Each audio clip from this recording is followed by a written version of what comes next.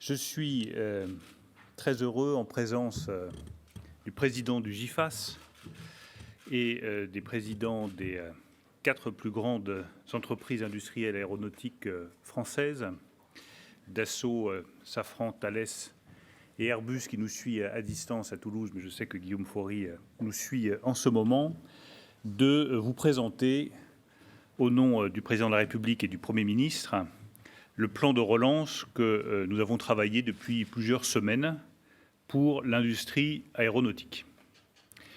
L'industrie aéronautique française est une fierté nationale et un des plus grands succès industriels de notre nation au XXe siècle.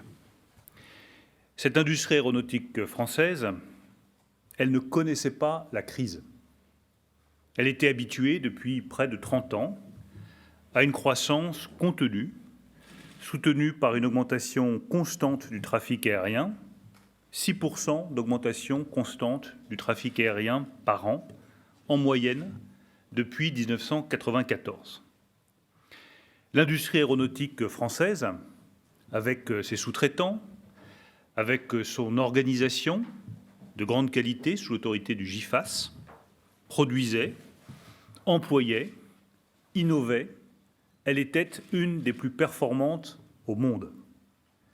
Les carnets de commandes d'Airbus étaient remplis pour de longues années et Airbus était devenu le symbole de l'industrie européenne qui réussit. Et derrière ces 4 grands donneurs d'ordre, des centaines de PME dans toute la France créaient des emplois, innovaient, irriguaient notre territoire. La crise a mis un coup d'arrêt brutal à cette croissance. Les aéroports de France, d'Europe, du monde entier ont fermé. Le trafic mondial s'est réduit au strict minimum, c'est-à-dire au rapatriement.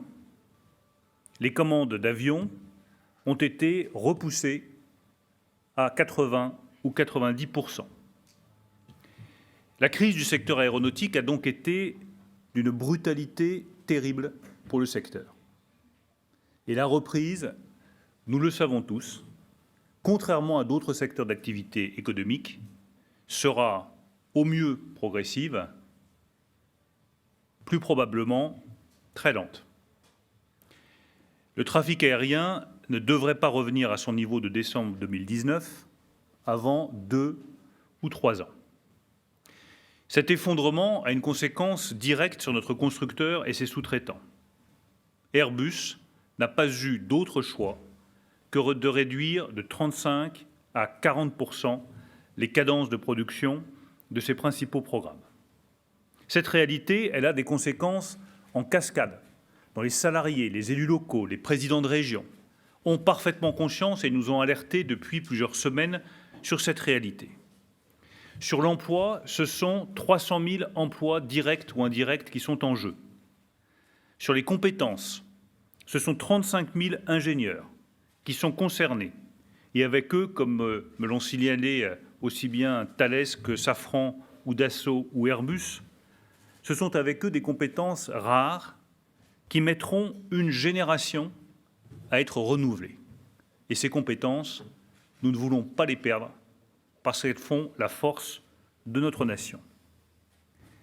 Cette réalité a des conséquences aussi sur des territoires entiers qui pourraient être appauvris par des faillites parmi les 1300 entreprises industrielles qui composent le tissu aéronautique français, en particulier en Occitanie et en Nouvelle-Aquitaine. Et permettez-moi de citer aussi la Normandie, terre qui m'est chère et qui est une terre aéronautique également. Enfin, ce sont 34 milliards d'euros par an d'excédents commerciaux qui pourraient être menacés. Là aussi, il est urgent d'intervenir. Nous devons sauver notre industrie aéronautique. Nous devons éviter tout décrochage dans les mois qui viennent vis-à-vis du géant américain Boeing et du géant chinois Comac. Nous ne laisserons pas le marché aéronautique mondial se partager entre la Chine et les États-Unis. La France et l'Europe y garderont leur place. Il en va de notre place nationale au XXIe siècle, il en va de la place de l'Europe dans l'industrie mondiale dans le siècle qui vient. Il en va également, puisque c'est notre ambition, et nous sommes les seuls à avoir cette ambition, de notre capacité à construire une industrie aéronautique décarbonée. C'est l'engagement et c'est la volonté qui ont été pris par nos géants industriels dont je remercie la présence ce matin. Ils en ont et la capacité et la volonté. Nous décrétons donc ce matin l'état d'urgence pour sauver notre industrie aéronautique, pour lui permettre d'être plus compétitive, pour lui permettre d'être plus décarbonée au XXIe siècle. Telle est l'ambition de ce plan qui a été voulu par le président de la République, travaillé avec tous les ministres présents sous l'autorité du Premier ministre et qui représente un effort total de 15 milliards d'euros de la nation. Ce plan, il est construit autour de 3 grandes ambitions. La première, c'est évidemment de sauver les emplois. Si nous n'apportons aucune aide publique immédiate dès le projet de loi de finances que je présenterai demain avec Gérald Darmanin en Conseil des ministres, ce sont 100 000 emplois qui sont menacés dans les 6 mois. 100 000 emplois qui peuvent disparaître si nous n'intervenons pas tout de suite dans le cadre du projet de loi de finances rectificative qui portera ce plan demain en Conseil des ministres. Les aides que nous apportons doivent permettre à Airbus, à Thales, à Dassault, à Safran, de préserver au maximum les emplois en France. Ces entreprises s'y sont engagées et je les en remercie. Et je veux saluer la qualité du travail que nous avons eu en commun sur une base quasiment quotidienne depuis près de 3 semaines. Soyons lucides, et je tiendrai, comme toujours, un discours de vérité comme je l'ai fait avec les Français depuis le premier jour de cette crise. Il y aura des ajustements nécessaires. Mais ils doivent se faire dans toute la mesure du possible, sans départ contraint. Pour parvenir à cette première ambition, il faut des instruments très concrets. Le premier, ce sont les garanties à l'export. Ces garanties à l'export vont représenter plusieurs milliards d'euros. Nous avons autorisé pour les compagnies aériennes un moratoire sur le remboursement de leurs crédits à l'exportation. Toutes les compagnies aériennes pourront reporter ces remboursements de 12 mois. Cela représente un coût en trésorerie pour l'État de 1,5 milliard d'euros et un gain en trésorerie pour les compagnies aériennes de 1,5 milliard d'euros. Deuxième décision très concrète, nous proposons à la Commission européenne de porter au sein de l'OCDE un assouplissement des modalités de remboursement de tous les nouveaux achats d'avions Airbus. Les compagnies pourront donc attendre jusqu'à 18 mois avant de commencer à rembourser leur crédit à l'exportation au lieu des 6 mois habituels. 18 mois au lieu de 6 mois, c'est un effort de trésorerie pour l'État de 2 milliards d'euros au minimum. Cela passe également par la commande publique militaire de la gendarmerie et de la sécurité civile qui ont été voulues par le président de la République. Nous engagerons sur ce volet de commande publique militaire 800 millions d'euros qui seront précisés par la ministre des Armées. Décision immédiate encore, la mise en place d'une activité partielle de longue durée ambitieuse qui permettra d'éviter les licenciements et la perte de savoir-faire. Notre objectif, je le redis, est d'éviter tout départ contraint d'employés hautement qualifiés durant les prochaines années. La chute des commandes ne doit pas détruire des compétences que nous avons mis des décennies à construire. La ministre du Travail, Muriel Pénicaud, négocie les modalités de ces dispositifs d'activité partielle avec les partenaires sociaux, à la demande du président de la République et à la suite de la réunion qui s'est tenue à l'Élysée la semaine dernière. Muriel Pénicaud précisera les contours de ce dispositif dans les prochaines semaines. Le deuxième volet de ce plan, après l'urgence pour l'emploi, c'est la transformation des PME. Notre objectif est d'accélérer la transformation des PME et des entreprises de taille intermédiaire qui sont la première force de notre industrie aéronautique. Elles font de la France le seul pays au monde, le seul, avec les États-Unis, à être capable de construire des avions civils, des avions militaires, les meilleurs au monde par définition, et des hélicoptères. Pour soutenir cette transformation des PME, nous allons mettre en place 2 fonds. Un premier fonds pour l'investissement en fonds propres dans ces PME et ces ETI, qui sera doté de 1 milliard d'euros. Et un fonds d'accompagnement pour la numérisation et la robotisation des PME et des ETI, qui sera doté de 300 millions d'euros de dépenses publiques directes. Le premier fonds, le fonds d'investissement en fonds propres, sera doté dès cet été de 500 millions d'euros. L'État apportera 200 millions d'euros, les industriels, que je remercie, 200 millions d'euros également. 100 millions seront fournis au moins par le gestionnaire du fonds, qui sera choisi par appel d'offres. Et ces 500 millions au total permettront de lever 1 milliard d'euros pour ce fonds d'investissement. Ce fonds permettra de renforcer les fonds propres des entreprises fragilisées et il permettra d'accompagner la consolidation indispensable du secteur qui n'a pas eu lieu depuis plusieurs décennies parce que la croissance était forte. Nous souhaitons que ce fonds d'investissement soit opérationnel dès juillet. Il doit soutenir immédiatement les PME et les ETI aéronautiques. Et je voudrais insister sur le caractère historique de ce fonds d'investissement. C'est la première fois que Airbus, Safran, Dassault et Thales acceptent de mettre de l'argent en commun pour soutenir le tissu industriel français. C'est une révolution industrielle que je tiens à souligner. Elle nous a pris, soyons clairs, des semaines de négociations et de discussions, parfois âpres, toujours courtoises, mais au bout du compte, efficaces. Et je pense que c'est une fierté pour notre nation de voir que, enfin, contrairement à cette tendance naturelle à nous diviser, nous avons su, dans l'industrie aéronautique, pour la première fois de notre histoire en termes d'investissement, nous rassembler. Et je veux remercier en particulier Éric Trappier et le GIFAS qui ont piloté de main de maître ces discussions. Le deuxième fonds est un fonds d'accompagnement qui sera entièrement financé par l'État à hauteur de 300 millions d'euros sur 3 ans. Son objectif est très simple. Nous sommes en retard sur la digitalisation, la robotisation, la numérisation de toutes nos PME et d'une partie de nos ETI. Nous allons rattraper ce retard. Nous ne voulons pas rester en retrait par rapport à l'Allemagne et à l'Italie en matière de robotisation et de digitalisation de nos PME. Ce plan de relance doit être l'occasion de rattraper notre retard. Le troisième volet de ce plan sectoriel pour l'industrie aéronautique, c'est celui qui a été voulu par Elisabeth Borne et voulu, je crois, par nous tous, c'est l'accélération de la décarbonation de l'industrie aéronautique française. Et c'est ce qui fait la singularité de nos choix industriels. Oui, nous voulons soutenir l'industrie, mais je le redis, le fil rouge de la relance française sera la décarbonation de l'économie. Ça a été vrai pour l'industrie automobile, c'est vrai pour l'industrie aéronautique et ce sera vrai pour tous les secteurs d'activité. Nous nous fixons donc un objectif très concret et très ambitieux. Parvenir à un avion neutre en carbone en 2035 au lieu de 2050. Voilà l'ambition collective que nous fixons à la nation française et à notre industrie.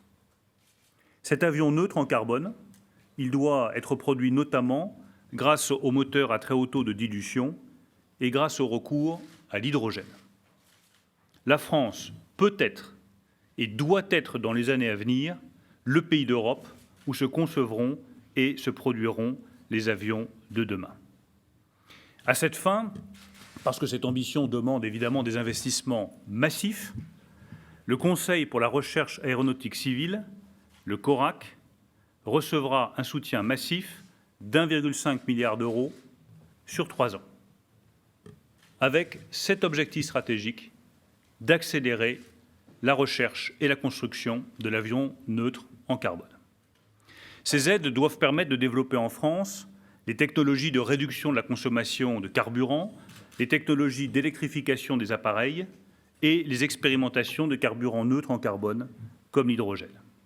Ces aides permettront également, et je sais que ça tenait à cœur aux industriels, de garantir l'emploi des ingénieurs hautement qualifiés.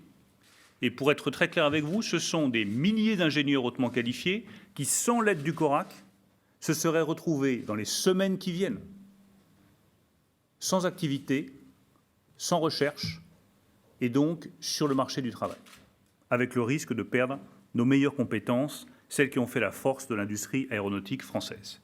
Les industriels ont beaucoup plaidé pour que nous donnions du travail à ces ingénieurs. Nous leur en donnons grâce au CORAC et à cette somme de 1,5 milliard d'euros. Enfin, je rappelle, et vous le connaissez parfaitement, que le soutien annoncé à Air France s'inscrit en parfaite cohérence avec l'ensemble du plan que je viens de vous présenter. Nous avons apporté à Air France un prêt direct de l'État de 3 milliards d'euros et une garantie de l'État sur les prêts bancaires pour 4 milliards d'euros, avec une exigence, là aussi, d'accélération de la transition environnementale. Ce plan de relance sectoriel représente donc au total un soutien de 15 milliards d'euros qui seront inscrits dans le projet de loi de finances rectificative numéro 3 que nous présentons demain avec le ministre de l'Action et des Comptes publics en Conseil des ministres. Il a été voulu par le président de la République, échafaudé sous l'autorité du Premier ministre, avec une coopération et un travail en commun absolument formidables avec l'ensemble de l'équipe gouvernementale. Nous pensons sincèrement qu'il est proportionné à la violence que représente la crise en ce début d'année et à son impact durable sur le trafic aérien. Nous pensons qu'il répondra aux attentes immédiates du secteur, aux inquiétudes des salariés, aux demandes des élus locaux, aux demandes des régions qui sont touchées par la crise, mais aussi aux ambitions de décarbonation de notre industrie aéronautique dans les années à venir. Il a d'ailleurs supposé que les 4 grands donneurs d'ordre s'engagent pour le maintien de l'emploi et du tissu industriel dans les territoires. Et je terminerai par là.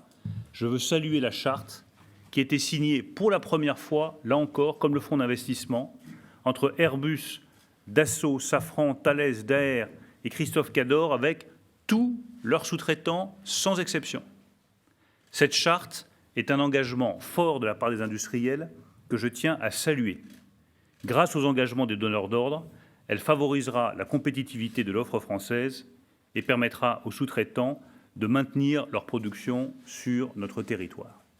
Je crois qu'avec ces décisions, l'industrie aéronautique française et européenne, menacée par la crise, saura relever la tête et montrer qu'elle reste ce qu'elle est, l'une des meilleures, si ce n'est la meilleure au monde.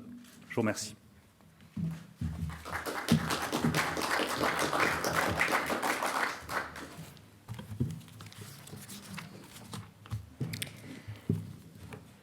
Mesdames et messieurs les ministres, mesdames et messieurs, comme vient de l'indiquer le ministre de l'Économie et des Finances à l'instant, une crise aussi grave appelle nécessairement une réponse forte.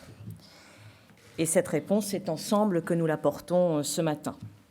Donc merci, cher Bruno, pour ces premiers éléments qui détaillent notre ambition pour le secteur de l'aéronautique.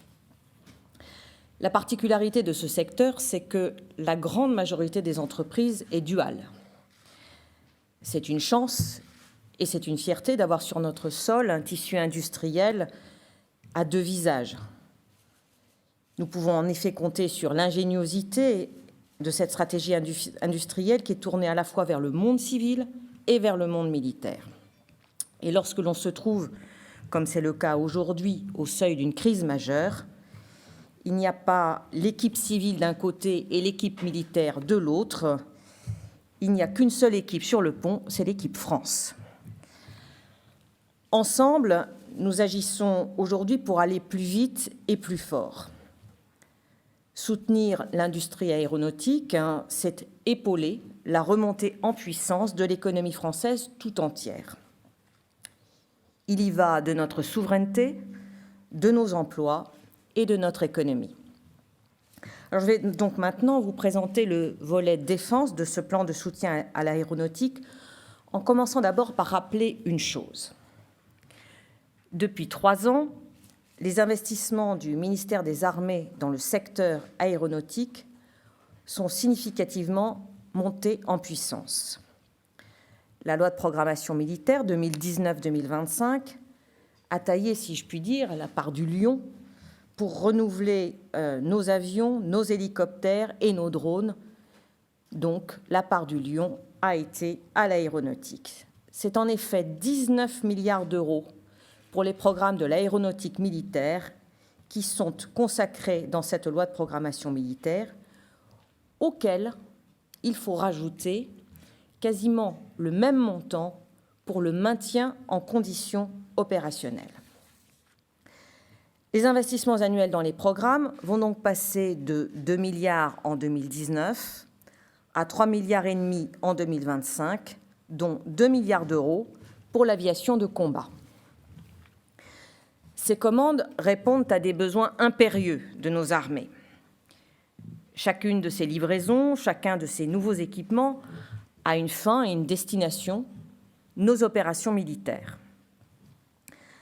Comme vous le savez, au terme d'une opération menée la semaine dernière au nord du Mali, les militaires de l'opération Barkhane ont neutralisé Abdelmalek Droukdel, qui est le chef d'Al-Qaïda au Maghreb islamique, et cette opération n'aurait jamais pu avoir lieu sans nos hélicoptères et nos avions de chasse. Et c'est un fait, la lutte contre le terrorisme et la protection de nos militaires en opération passe aussi par l'excellence et la vitalité de notre filière aéronautique. Cette excellence et cette vitalité, elles s'acquièrent naturellement au fil des commandes en équipement. Chacune de ces commandes, ce sont des emplois français non délocalisables. Ce sont des territoires qui vivent, ce sont des régions qui sont fières de leur savoir-faire. Et c'est au fond notre souveraineté qui est en jeu. Nous ne dépendons de personne pour produire nos propres équipements. Nous ne dépendons que de nous-mêmes pour préparer l'avenir de nos armées. Notre industrie de défense est aujourd'hui l'une des plus indépendantes au monde. C'est une fierté, et ce n'est pas demain que nous changerons de stratégie. Mais revenons à aujourd'hui. Nous le savons, la crise affecte très durement les entreprises aéronautiques. Et lorsque la situation l'exige, nous agissons sans aucune hésitation. Très tôt, le ministère des Armées s'est mis en ordre de bataille pour soutenir notre industrie. Car ma mission auprès des Français passe aussi par la défense de leur économie. Pour commencer, nous avons engagé une cartographie massive et exhaustive de notre industrie et des entreprises en difficulté.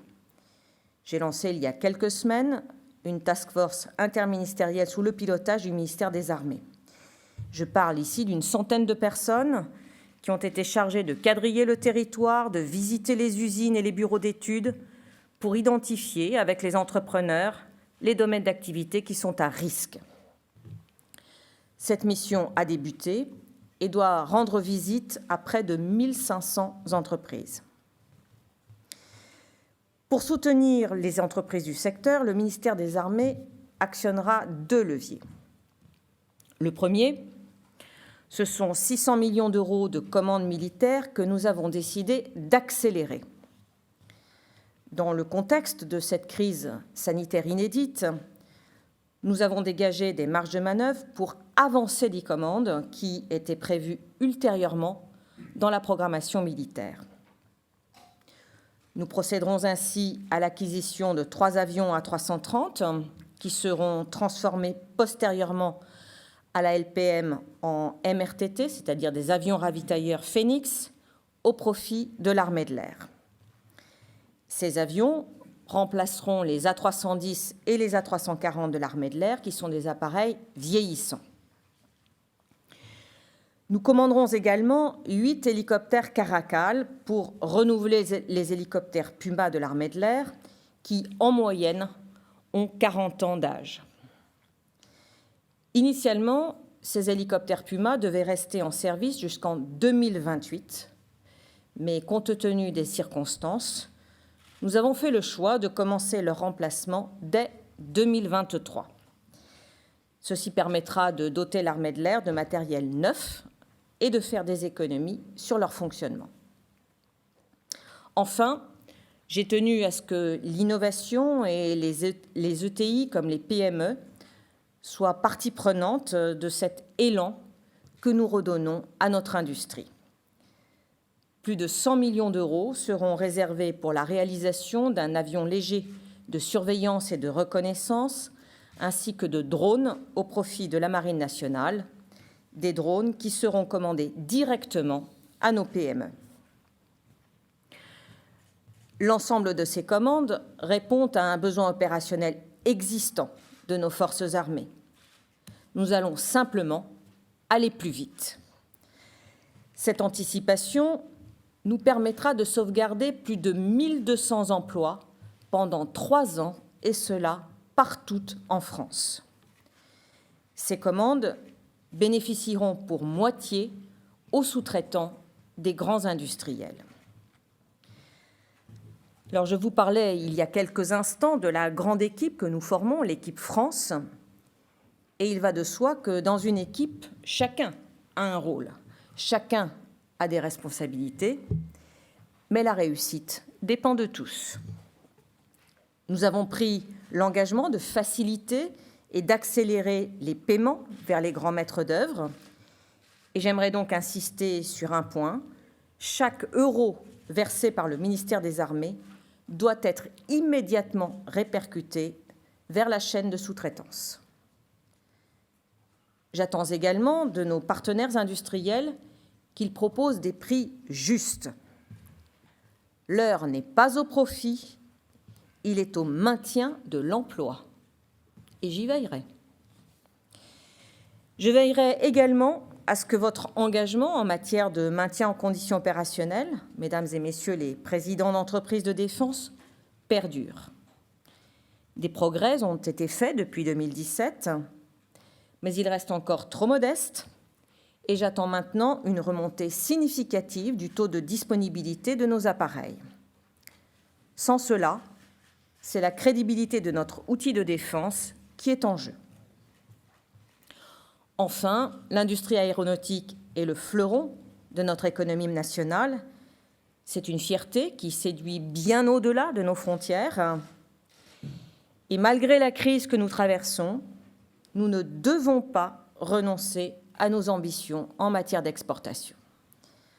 Au contraire, il va falloir redoubler d'efforts pour continuer de faire rayonner notre industrie à l'international. Et je compte naturellement sur chacun d'entre vous. Nous avons conscience que ces commandes que nous avons décidé d'accélérer n'épuisent évidemment pas les besoins industriels. C'est pourquoi nous poursuivrons activement notre dialogue pour faire évoluer le planning des commandes. Je pense notamment à Dassault Aviation, notre partenaire industriel pour l'aviation de combat. Le Rafale est un avion absolument magnifique et je me plais à sillonner le monde pour le dire. Monsieur le Président, je suis, comme vous, attentive à l'avenir de la chaîne industrielle du Rafale. Et j'aurai, dans les semaines qui viennent, des décisions à prendre et nous en reparlerons. Le deuxième levier d'action s'adresse principalement aux PME et aux pépites de la défense et concerne notre capacité au ministère des Armées à prendre des participations au capital de certaines entreprises. Nous travaillons donc au doublement du fonds d'investissement Definvest pour passer de 50 à 100 millions d'euros sur la période de 5 ans. 100 millions d'euros pour sauvegarder des sociétés d'intérêt stratégique pour notre défense par des dotations en capital. Le fonds Definvest agira bien sûr en lien très étroit avec le fonds dont la création vient d'être annoncée ce matin même. Voilà donc l'essentiel sur le sujet défense. Je finirai enfin par vous dire que les armées ont eu à cœur ces dernières semaines de se mettre au service des Français et de contribuer à la résilience de notre nation. Ce soutien ne fait que commencer. Nous serons là pour soutenir la filière aéronautique, pour préserver l'emploi et pour protéger notre économie. Là où l'intérêt des Français sera, nous servirons. Je vous remercie de votre attention.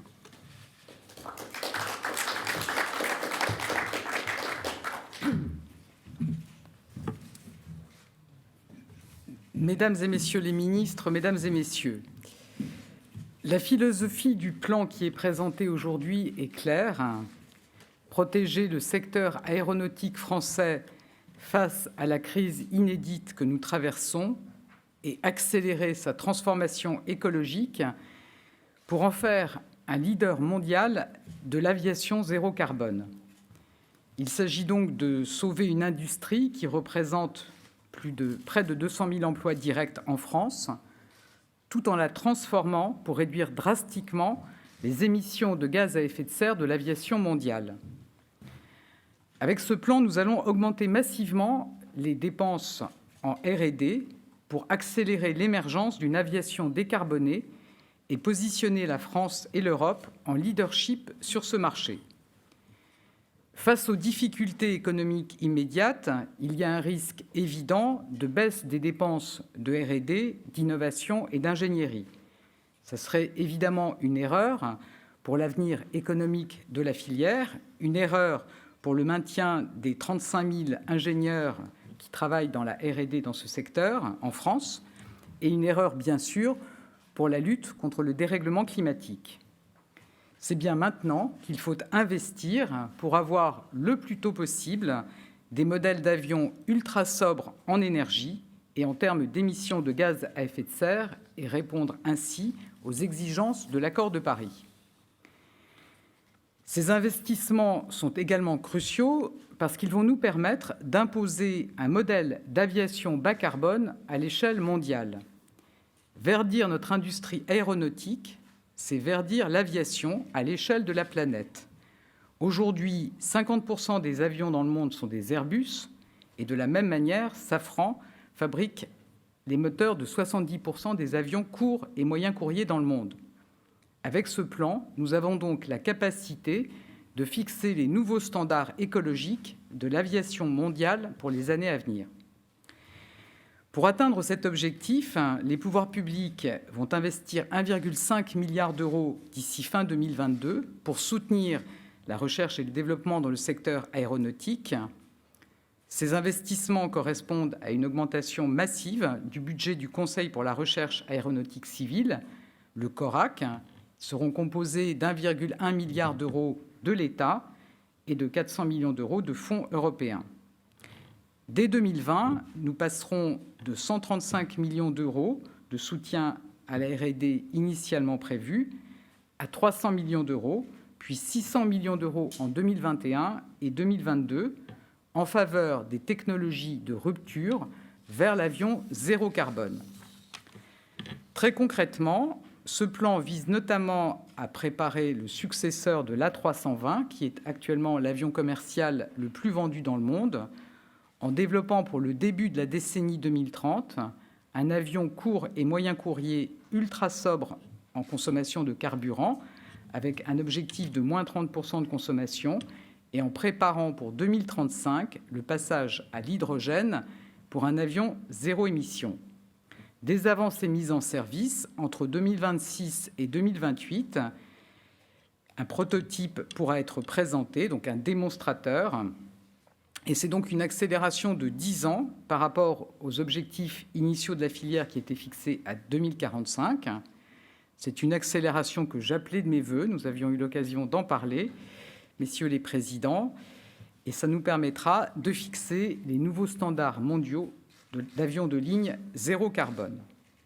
Le plan prévoit également un nouvel appareil régional hybride avant la fin de la décennie et la préparation d'autres aéronefs ultra sobres, qu'il s'agisse d'hélicoptères, de drones ou d'autres appareils d'aviation générale.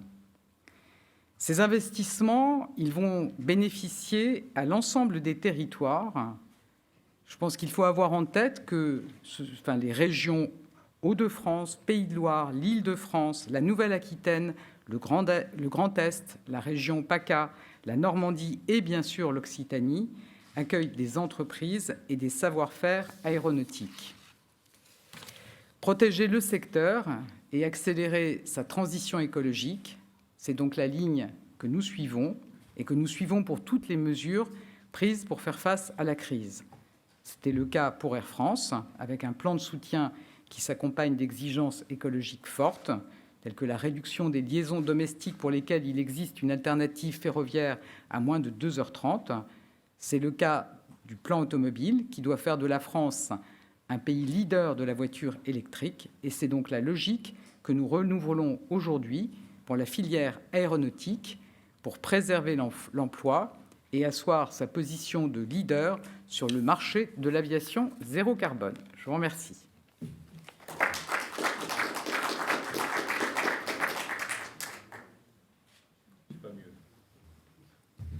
Alors, est-ce que vous avez des questions, mesdames et messieurs les journalistes? Je voudrais remercier aussi les syndicats de leur présence. Je pense que c'est très important qu'ils soient là, étant donné les engagements qui ont été pris sur l'emploi, et le député Mickaël Nogal, qui a fait un excellent rapport sur le sujet qu'il nous a remis hier. Bonjour, Tim Heath de l'agence Reuters. Combien de cet argent, sur les 15 milliards, combien exactement de cet argent est neuf, qui n'avait jamais été attribué précédemment? Vous avez dit que je crois que l'aide déjà annoncée pour Air France est inclue, et il y a l'accélération des commandes militaires qui étaient déjà programmées. Alors, combien de cet argent est neuf? Et deuxième question, Airbus a défendu l'idée d'une prime à la casse pour l'aviation comme pour l'automobile. Qu'est-ce que vous pensez de cette idée? Merci. Alors, pour faire très simple, vous avez un tableau sur lequel vous avez l'intégralité des chiffres, mais les seules mesures qui ont été annoncées avant, c'est les 7 milliards d'euros de prêts pour Air France. Tout le reste, le fonds d'investissement, le fonds de développement des PME, les commandes qui sont accélérées, c'est de l'argent frais là aussi, même s'il était budgété, il est accéléré, donc il est décaissé avant. C'est bien de l'argent nouveau pour l'industrie aéronautique, avec des efforts, ça a été parfaitement dit par Elisabeth Borne, qui sont très significatifs. Le 1,5 milliard d'euros pour le CORAC a fait l'objet de négociations jusque très tard dans la nuit. C'est beaucoup d'argent. 300 millions, 600 millions, 600 millions, tout ça, ce sont des sommes qui sont extrêmement importantes. Deuxième chose d'ailleurs que je tiens à préciser, j'ai eu hier au téléphone mon homologue allemand Peter Altmaier pour lui présenter ce plan. Et je crois qu'il est très important que sur toute cette relance, nous gardions une coordination étroite entre les pays européens et en particulier entre la France et l'Allemagne. Sur la prime à la casse, je vais laisser Elisabeth Borne répondre. C'était une des propositions qui avait été faite par Mickaël Nogal. Mais je pense qu'il y a un arbitrage à faire très politique. C'est de savoir si on renouvelle sur la base de modèles existants. Ça coûte beaucoup d'argent. Ce n'est pas très rentable en termes d'émissions de CO2. Ou est-ce que vous mettez votre argent sur l'investissement dans l'avion zéro carbone? Nous avons fait un choix politique, voulu par le président de la République, c'est d'investir massivement sur les nouvelles technologies et sur l'avion zéro carbone. Alors ça ne retire rien à l'intérêt de la proposition qui a été présentée, mais je crois que c'est un bon choix politique. Oui, peut-être ajouter qu'effectivement, on avait vu, après la crise de 2008, qu'il y avait eu un arrêt du renouvellement des flottes des compagnies aériennes. Évidemment, ça n'est pas une bonne chose. Et donc, un certain nombre de dispositifs, notamment sur les soutiens export, visent à s'assurer que les commandes des compagnies seront maintenues pour renouveler par des avions, effectivement, qui consomment moins et qui émettent moins de gaz à effet de serre. Mais un dispositif tel qu'une prime à la conversion, vous voyez bien que ça n'aurait de sens, en tout état de cause, qu'à l'échelle européenne. On voit mal comment la France pourrait cibler les compagnies françaises. Je pense que quelques concurrents viendraient nous le rappeler. Et on voit mal la France soutenir le renouvellement des flottes de toutes les compagnies européennes. Donc c'est un dispositif qui ne peut se concevoir qu'à l'échelle européenne. Bonjour, Franck Boisise pour Libération. Concernant l'aide de 7 milliards à Air France, est-ce que vous pouvez nous dire, Monsieur le Ministre, comment vous évaluez la capacité de remboursement d'Air France compte tenu de son endettement et compte tenu de ce que vous avez souligné sur la capacité à retrouver une activité normale dans les 3 ans à venir? Et ma deuxième question concernait cette clause sociale que vous avez soulignée pour les entreprises qui vont être accompagnées. Est-ce que c'est une clause assez stricte qui demande aux entreprises concernées de ne procéder à aucun licenciement sec? Merci. Alors sur la deuxième question, oui, la philosophie de ce plan, c'est bien d'apporter un soutien massif et de tout faire, dans toute la mesure du possible, pour éviter les départs contraints.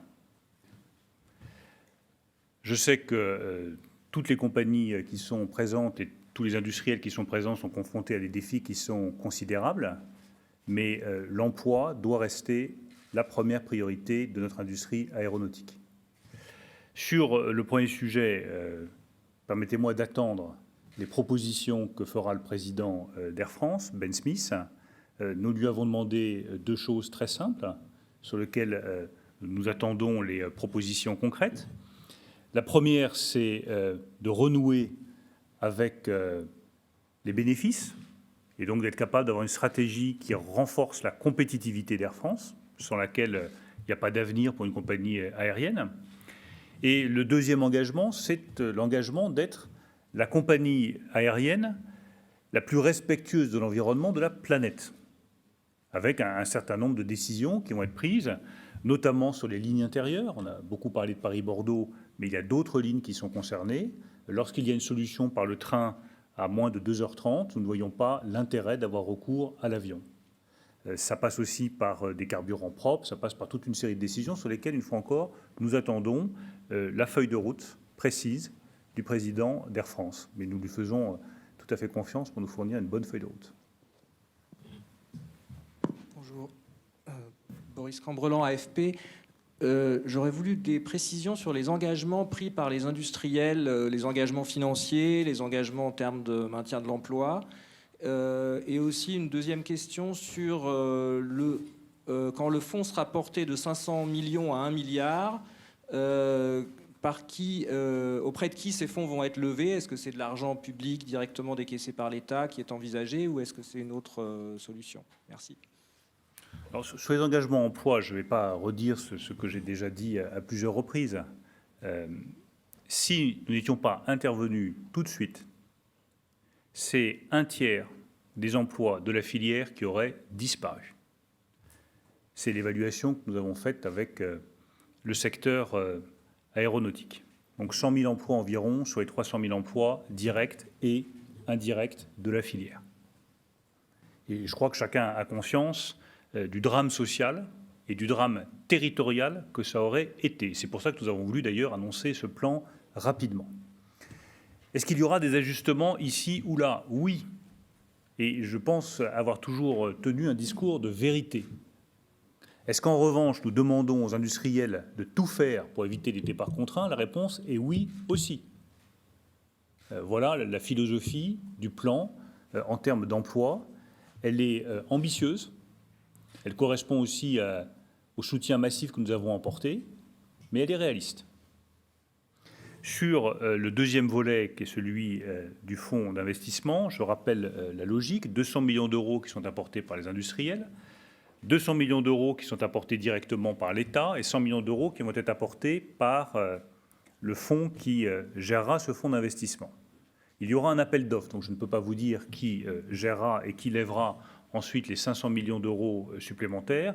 Ça, ce sera au gestionnaire du fonds d'apporter sa contribution et de faire des propositions. La BPI participera évidemment à ce fonds. Est-ce que les industriels ont pris des engagements financiers en termes d'investissement? Oui, tout à fait. Les 200 millions d'euros, vous aurez, je n'ai plus en mémoire au million d'euros près, donc je ne vais pas vous donner les chiffres exacts, mais chaque industriel a pris un engagement sur une enveloppe précise dans ces 200 millions d'euros. Sans quoi nous ne serions probablement pas arrivés à un accord. Bonjour, Stéphane Baranski du magazine Aérospatium. Je voulais savoir comment ce plan est bordé pour que d'ici une dizaine d'années, on n'ait pas de souci d'un retour via l'OMC de la part de nos amis outre-Atlantique.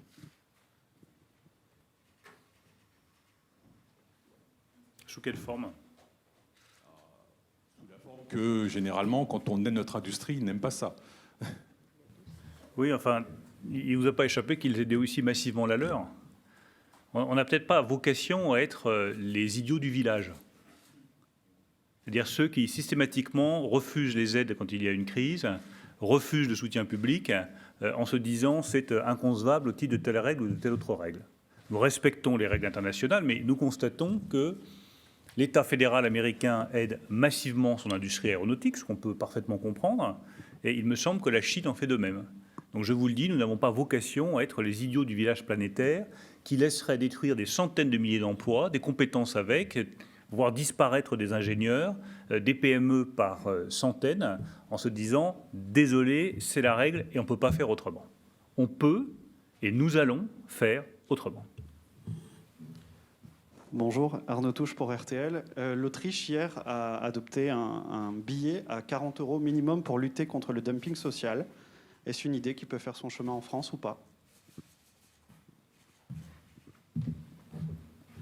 Alors, je n'ai pas précisément regardé ce qu'a fait l'Autriche, que les billets reflètent les coûts pour les compagnies, et y compris prennent en compte les externalités en termes d'environnement.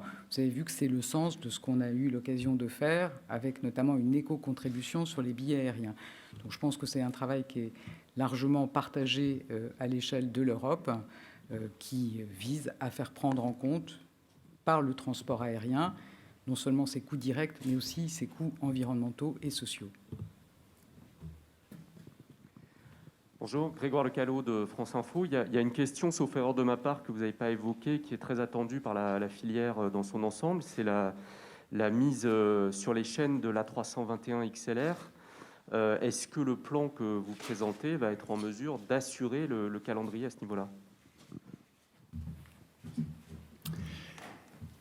Il n'y a pas de raison de remettre en cause le principe de l'ouverture de cette ligne de production à Toulouse. Et je connais les inquiétudes des élus locaux, du maire de Toulouse, de la présidente de la région, je le redis, et nous avons eu l'occasion d'échanger avec le président d'Airbus sur ce sujet. Il n'y a pas de raison de mettre en cause le principe de la construction de cette nouvelle ligne de production sur le site de Toulouse. En revanche, pardon d'être très pragmatique, mais pour construire une ligne, il faut qu'il y ait un carnet de commandes. Sinon, ça n'a pas grand sens. Donc, quels seront les délais? Quel sera le calendrier? Ça, ce sera à Airbus de le définir. Ce qui compte pour nous, c'est que le principe ne soit pas remis en cause.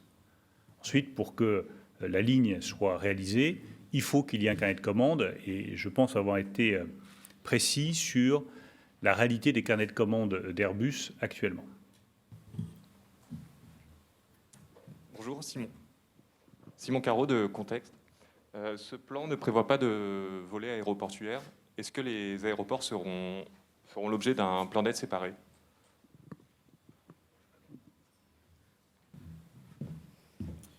Bonjour à tous. Peut-être simplement rappeler que dans le cadre des mesures de droit commun qui ont été prises par ce gouvernement, les aéroports ont bénéficié non seulement des prêts garantis par l'État, du chômage partiel, de l'activité partielle, et que par ailleurs une mesure s'agissant des assistants en escale qui ont été particulièrement touchés est renforcée et maintenue tout au long des semaines qui s'annoncent et qui permettra, à l'aide de la reprise du trafic qui est actuellement en cours, de maintenir l'activité, notamment l'activité des exploitants aéroportuaires qui ont été, comme l'ensemble du secteur, particulièrement touchés par la crise.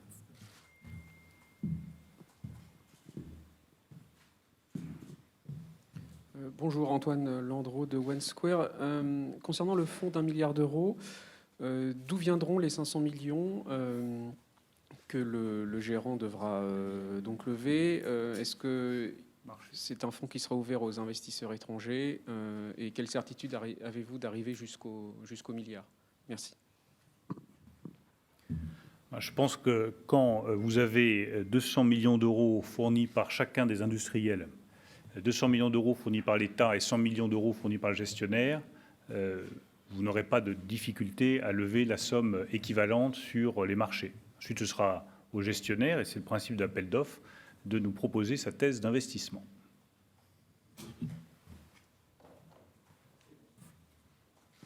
Bien, merci à tous. Et vous avez les représentants syndicaux et les présidents des entreprises qui sont prêts à répondre à vos questions si vous le souhaitez. Parce que nous, on a déjà beaucoup travaillé. Donc maintenant, on va aller prendre un café.